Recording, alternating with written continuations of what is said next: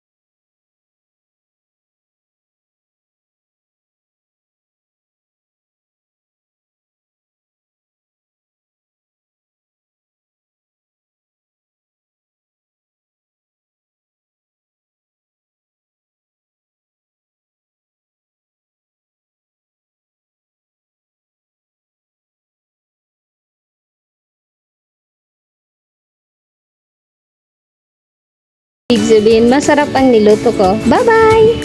At ayan na nga, tapos na tayo sa ating paglulutong sisig. And hope you like this video. And don't forget to like, subscribe, and hit the bell button for more updates.